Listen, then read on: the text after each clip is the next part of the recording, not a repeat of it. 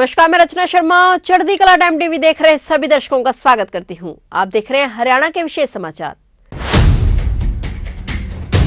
मुख्यमंत्री मनोहर लाल ने मानेसर में लाभार्थियों को गोल्डन कार्ड वितरित कर आयुष्मान भारत योजना के तहत लाभ देने की शुरुआत की है, जिनकी वार्षिक आय 1,80,000 रुपए तक है। इस योजना से राज्य के करीब 28 लाख परिवारों की बीमारी की स्थिति में इलाज पर आने वाले खर्च की चिंता अब खत्म होगी। योजना से सीधे तौर पर 1.25 करोड़ हरियाणवी लाभान्वित होंगे, यानी हरियाणा की 50% जनता को इसका लाभ मिलेगा। उन्होंने कहा कि इस योजना को चिरायु हरियाणा के नाम से भी जाना जाएगा। इस मौके पर मुख्यमंत्री ने कांता देवी और हरपाल सहित दर्जन भर लाभार्थियों को गोल्डन कार्ड वितरित किए। इस योजना में शामिल किए जाने वाले इन परिवारों का 5 लाख रुपए तक का खर्च राज्य सरकार द्वारा वहन किया जाएगा।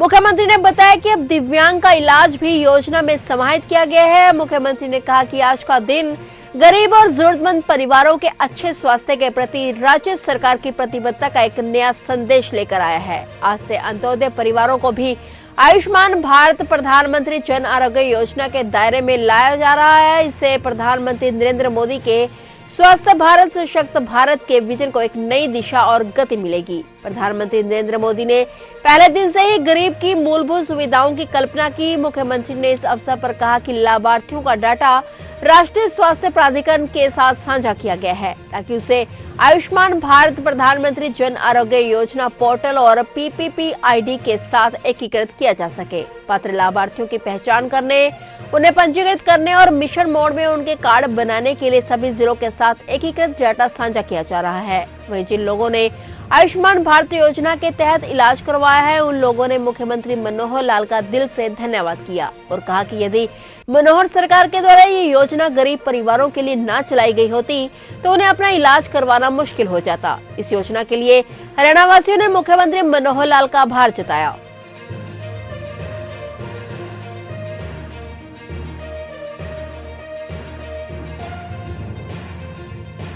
आज का अवसर एक बहुत महत्वपूर्ण दिन, खास करके उन परिवारों के लिए, उन लोगों के लिए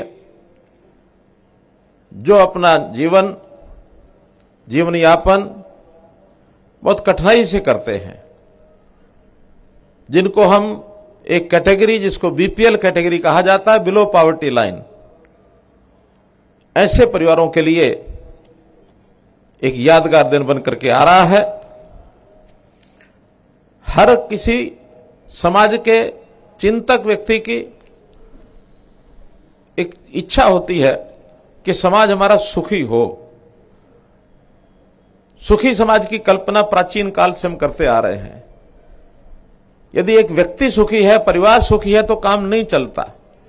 समाज सुखी हो तब जाके काम बनता है, क्योंकि हमारा जीवन सामूहिक जीवन है। हम सह अस्तित्व में विश्वास रखते हैं। सारे समाज का जीवन अगर सुखी होगा तो हम सब सुखी होंगे। हमने शास्त्रों में पढ़ा है, सर्वे भवन्तु सुखिना, सर्वे सन्तु निरामया, सर्वे भद्राणि पश्यन्तु, मां कश्चित् दुख भाग भवेत्। सब सुखी हों, सब निरोगी हों, ऐसी कामना की गई है। हमने तो समाज को एक परिवार माना है। वसुधैव कुटुंबकम, ये हमने बात की है। समाज के अंदर क्षमता के आधार पर अलग अलग परिवार हो सकते हैं, अलग अलग व्यक्ति हो सकते हैं। साधन संपन्न व्यक्ति भी हैं, मध्यम आय वर्ग के लोग भी हैं, निम्न आय वर्ग के लोग भी हैं। अब जो अपने परिवार का पालन पोषण अपने आप कर सकते हैं, वो कर रहे हैं, बखूबी कर रहे हैं। उनमें भी बहुत लोग ऐसे हैं जो समाज सेवा के नाते सामाजिक संस्थाओं के माध्यम से, NGOs के माध्यम से बहुत बड़े बड़े सेवा प्रकल्प चलाते हैं, ताकि अन्यों को उसका लाभ हो जाए, जिसकी पहुंच कम है उसको भी लाभ हो जाए। ये सब वो करते हैं। लेकिन वहीं सरकारों का भी अपना काम होता है। सरकार, कल्याणकारी सरकार, ऐसे समाज की चिंता वो करते हैं जिनके पास साधन कम है, आय कम है। सामान्य भाषा में कहा जाता है गरीब समाज है, क्योंकि उसकी निजी जीवन की आवश्यकताओं की पूर्ति कई बार वो स्वयं नहीं कर सकता है। तो ऐसा विचार हमारे देश के प्रधानमंत्री श्री नरेंद्र मोदी जी के मन में आरंभ से ही है। चाहे वो वर्षों तक गुजरात के मुख्यमंत्री रहे हों और चाहे पिछले 8 वर्ष से 8.5 वर्ष हो गए हमारे देश का जो नेतृत्व कर रहे हैं, हमारे देश के प्रधानमंत्री हैं, किसी भी गरीब को कोई तकलीफ न रहे। चाहे उन्होंने उनके चूल्हे की चिंता की हो, घर में अनाज देने की बात कही हो, सिर पर छत देने की बात कही हो, रोजगार देने की बात कही हो, स्वास्थ्य की दृष्टि से आयुष्मान भारत जैसी योजना ये 2018 में शुरू की गई है। बहुत ऐसी योजनाएं हैं जो गरीबों के हित में हैं। अब जब विचार किया गया तो हर प्रदेश की अलग अलग परिस्थितियां हैं। हमारे प्रदेश की परिस्थिति बाकी प्रदेशों की परिस्थिति से अलग है। बहुत प्रदेशों ने इन योजनाओं के साथ साथ उन्होंने प्रदेशों की योजनाएं साथ लागू की हैं। उसी में से हमको ध्यान में आया कि गरीब परिवार जिसकी व्याख्या अभी तक जो पहले की गई थी वो वार्षिक 1,20,000 रुपए की आमदन, ये व्याख्या की गई थी। लेकिन हमें ध्यान में आता है कि इस सीमा को थोड़ा बढ़ा देना चाहिए। इस सीमा को 1,80,000 रुपया किया हमने,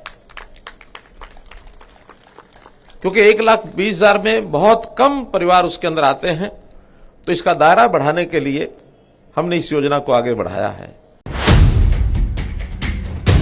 हरियाणा के मुख्यमंत्री मनोहर लाल ने कहा है कि लोकतंत्र में जनता जनप्रतिनिधि को चुनकर जन सेवा के उद्देश्य से सहयोग करती है। ऐसे में नवनिर्वाचित सरपंच व पंच जनता के विश्वास को कायम रखते हुए ग्रामीण विकास में भागीदार बने। मुख्यमंत्री गुरुग्राम जिले के मानेसर क्षेत्र में आयोजित कार्यक्रम में पंचायती राज संस्थाओं के जनप्रतिनिधियों से सीधा संवाद कर रहे थे। इस दौरान मुख्यमंत्री ने कहा कि आज के युग में राजा और महाराजा नहीं होते और न ही राजतांत्रिक व्यवस्था है। आज तो जो जनता के विश्वास पर खरा उतरता है उसे ही जन सेवा का मौका मिलता है। उन्होंने कहा कि जन भावनाओं का सम्मान करते हुए ही इसी विश्वास के जरिए प्रधानमंत्री नरेंद्र मोदी और वे स्वयं प्रधान सेवक और जन सेवक के रूप में काम कर रहे हैं। मुख्यमंत्री मनोहर लाल से मिलने आए नवनियुक्त पंच सरपंचों को सीएम मनोहर लाल ने भविष्य के लिए शुभकामनाएं दी और सुशासन का पाठ भी पढ़ाया। मुख्यमंत्री ने कहा कि वह पुराना दौर था जब राजा महाराजा की व्यवस्था होती थी और राजा का बेटा ही राजा बन जाता था। आज तो जनता के विश्वास को हासिल करने वाला व्यक्ति ही जन सेवा तक पहुंच पाता है। उन्होंने प्रधानमंत्री को देश का प्रधान सेवक और खुद को देश का मुख्य सेवक होने के तौर पर जनता का काम करने की बात कही। वहीं मुख्यमंत्री ने नवनिर्वाचित पंचायतों को सीख देते हुए कहा कि सरकार से लेकर ग्राम पंचायत तक का यह कर्तव्य है कि हर तबके, हर वर्ग और हर व्यक्ति के साथ न्याय हो। मुख्यमंत्री ने कहा कि जैसे हमने हरियाणा एक हरियाणवी एक के सिद्धांत पर सरकार चलाई है, वैसे ही पंचायतें भी पूरे गांव को एक परिवार मानकर काम करें। गांव का पैसा गांव के सामूहिक कार्य में लगे और इसे कोई गलत ढंग से ना निकाल पाए, यह चौकीदारी भी हमें ही करनी होगी। मुख्यमंत्री मनोहर लाल ने कहा कि आने वाले वक्त में जल्द ही पंच सरपंचों की शपथ ग्रहण कार्यक्रम कराए जाएंगे, जिसके बाद सभी पंचायत में विधिवत तौर पर अपना कार्य शुरू करें। उन्होंने कहा कि इस बार हमारा लक्ष्य ये भी है कि हम नए पंच सरपंचों को सरकार के कामकाज से रूबरू कराने के लिए अगले महीने ट्रेनिंग भी कराएंगे। किसी से भेदभाव नहीं करेंगे।